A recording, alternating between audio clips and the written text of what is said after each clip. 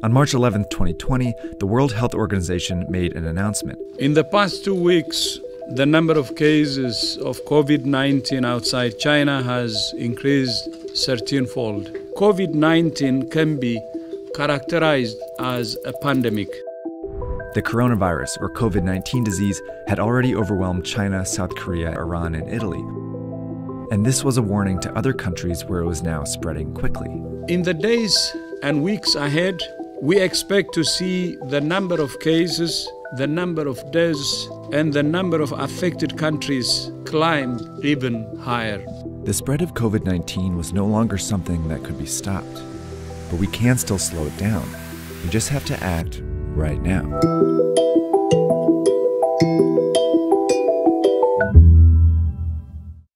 Someone with COVID-19 usually develops a fever and a cough. Aches, pains, and other mild symptoms are also possible, but are less frequent.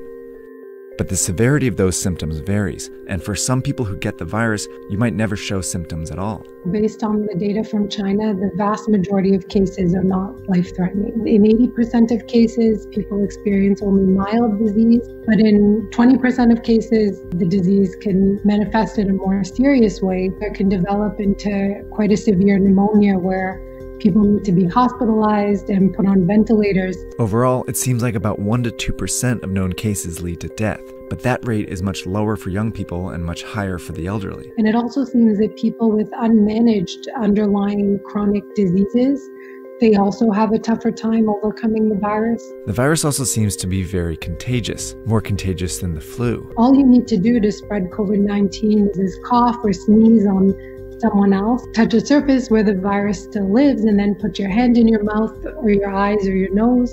After getting infected, it can take an average of 5 to 6 days before you feel sick and your symptoms start to appear. But you can already spread it to people in that period, even if you feel healthy. Just as people realize they're sick, they seem to be at the most risk of passing it along to others. That's how the virus has been so effective at spreading across the world so quickly, and why the WHO was now calling COVID-19 a pandemic. But what they said next was just as important. We cannot say this loudly enough. All countries can still change the course of this pandemic. And that depends on something each of us needs to do as individuals.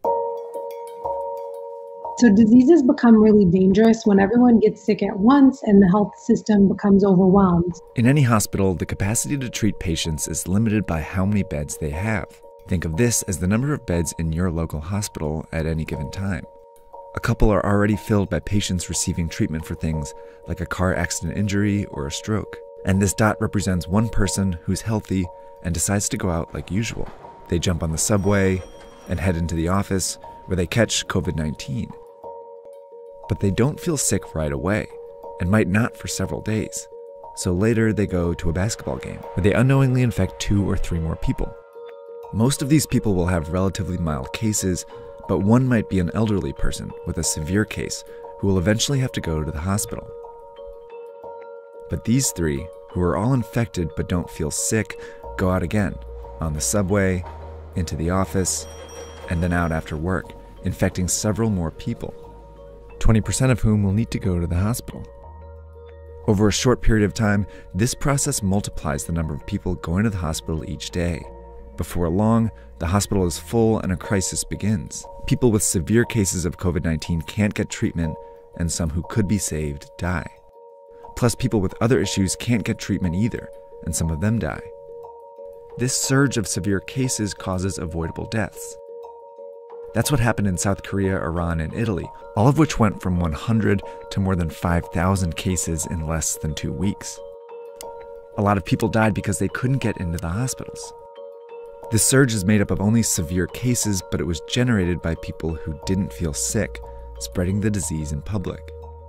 Which means the people who can do the most to avoid these unnecessary deaths are these people. And that means all of us.